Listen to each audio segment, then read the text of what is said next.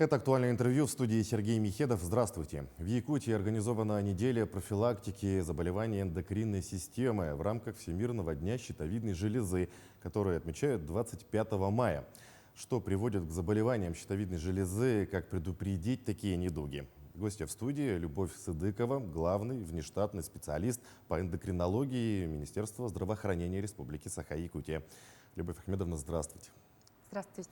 Вот в 2023 году в стране стартовал федеральный проект «Борьба с сахарным диабетом» в рамках нацпроекта здравоохранения. Вот каковы первые результаты?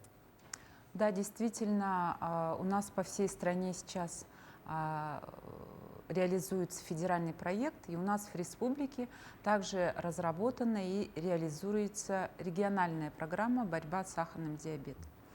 В рамках этой региональной программы мы создали региональный эндокринологический центр в результате слияния эндокринологического диспансера и существующего эндокринологического специализированного взрослого отделения при многопрофильной больнице Якутская республиканская клиническая больница.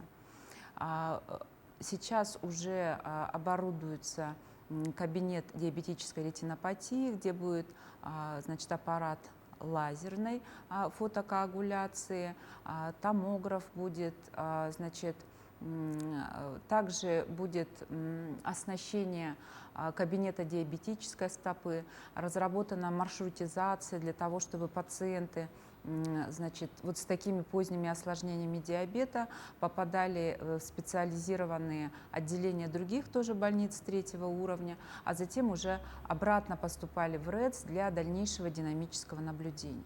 Кроме этого, в рамках этой региональной программы будут созданы межрайонные эндокринологические центры, и это также будет улучшать маршрутизацию пациентов с эндокринной патологией. Ну, если говорить в целом, да, вот какая профилактическая работа ведется медицинскими организациями?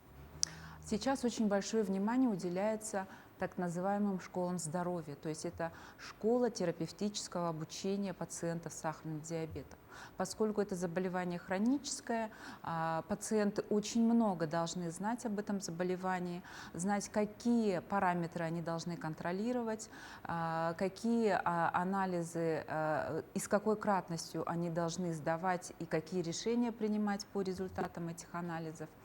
По питанию, по физическим нагрузкам, по другим каким-то моментам, которые встречаются в ежедневной практике у пациентов с диабетом, они должны обучаться в этих школах диабета.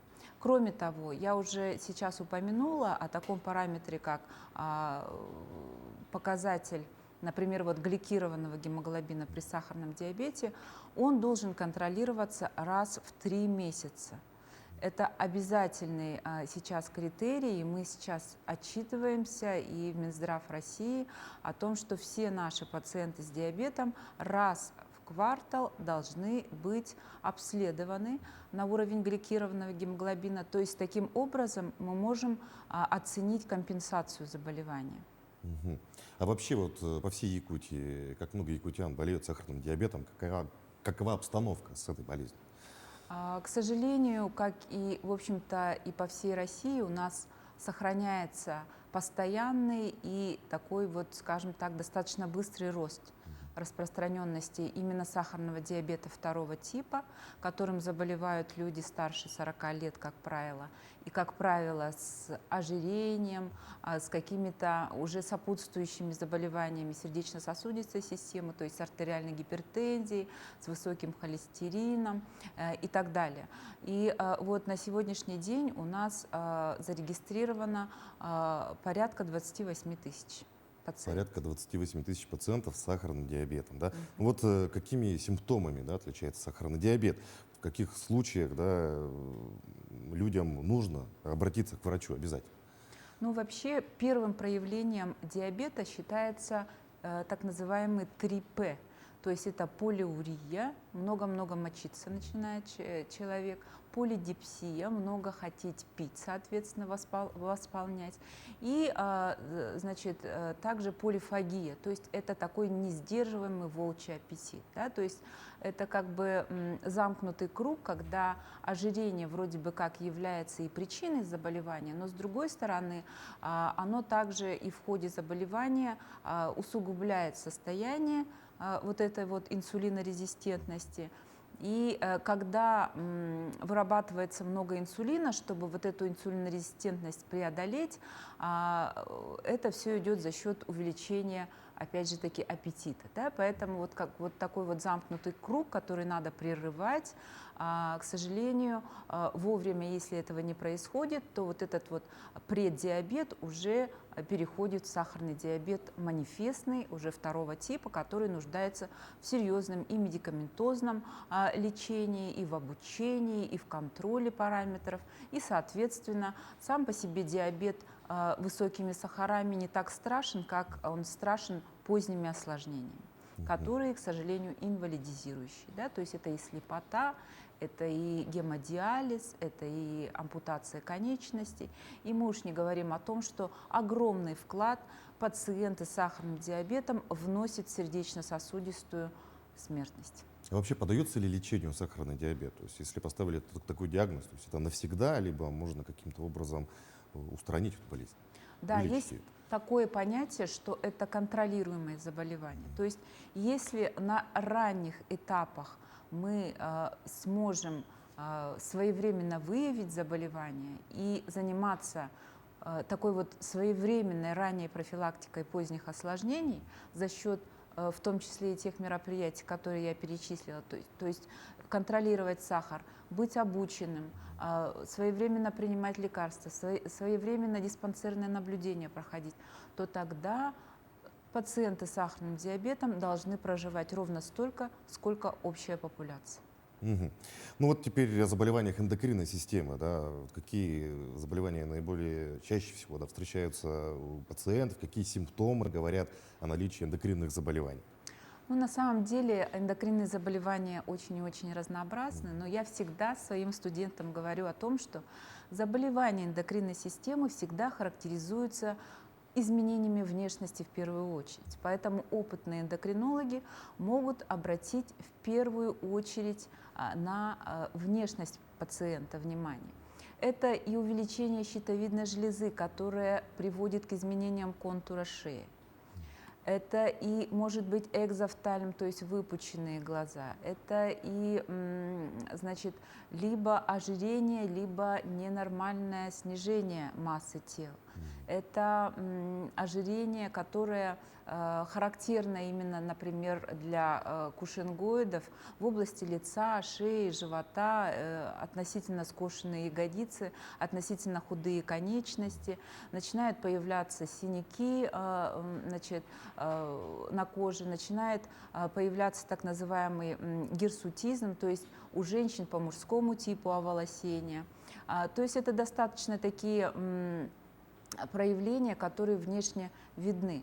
Но чаще всего вот из той патологии, которая встречается, в общем-то, не так уж редко, да, это, например, патология щитовидной железы, которая проявляется, в общем-то, теми признаками, которые многие могут отнести, например, к утомляемости. Там, ну вот я просыпаюсь уже уставшая. Да? Многие говорят, что я вот очень много работаю, переутомляюсь. На самом деле и сухая кожа, и плохое состояние волос, ногтей, вот такая вот когнитивная утомляемость, то есть неспособность воспринять большое количество материала, а затем его воспроизвести. То есть это плохая учеба у студентов, у школьников, плохая трудоспособность у работников тоже могут быть сигналами плохой работы щитовидной железы, например. Ну и те признаки, которые я уже упомянула, когда уже изменяется внешность, например, есть такое заболевание акромегалия, вот может быть, допустим, вот представить Валуева, да, вот у него гигантизм, то есть много гормонов роста, а есть заболевание вот точно такое же по своей природе, но которое возникает в более старшем возрасте, когда зоны роста закрыты. И начинают расти определенные части тела. То есть это челюсть, нос вырастает, значит, конечности, то есть увеличиваются размеры перчаток, размеры обуви.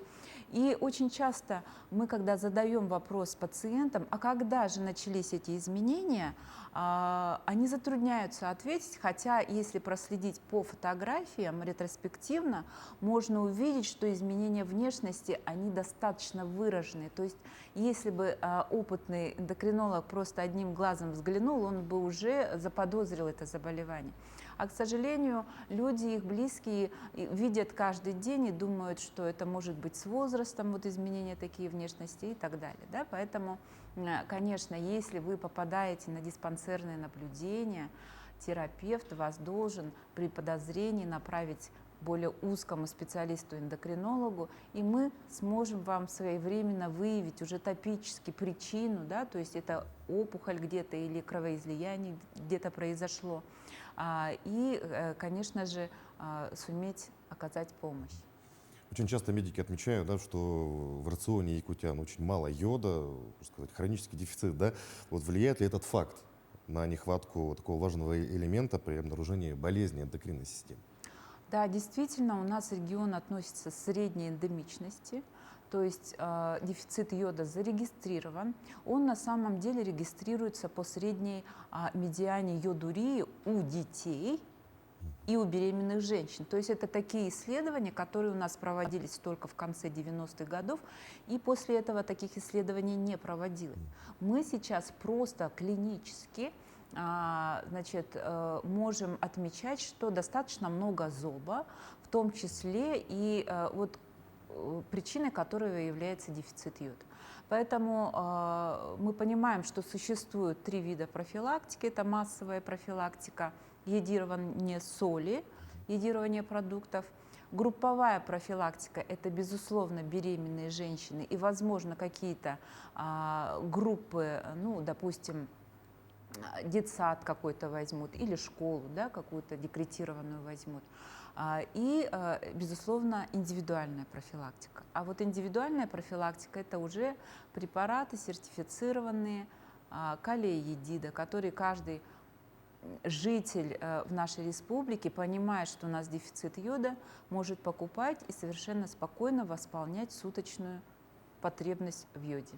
А вообще, как часто следует посещать эндокринолога? То есть при наличии каких-то симптомов или следует постоянно ходить к врачу? Может быть, раз в 2 года или раз в год? На самом деле я уже сказала о том, что при диспансерном наблюдении у терапевта, если у вас какие-то параметры будут, значит, тревожить терапевта, скорее всего, вас направят к эндокринологу. А что касается вот ранней диагностики сахарного диабета, то старше 40 лет обязательное исследование на сахар в крови. Обязательно на это обращать внимание. Ну что ж, Любовь Хамидовна, большое спасибо, что пришли к нам, ответили на наши вопросы, за такой интересный разговор. Я думаю, что озвученная вами информация будет очень полезна для наших телезрителей и обязательно обратят внимание на собственное здоровье. А я напомню, вы смотрели актуальное интервью. Оставайтесь на нашем канале.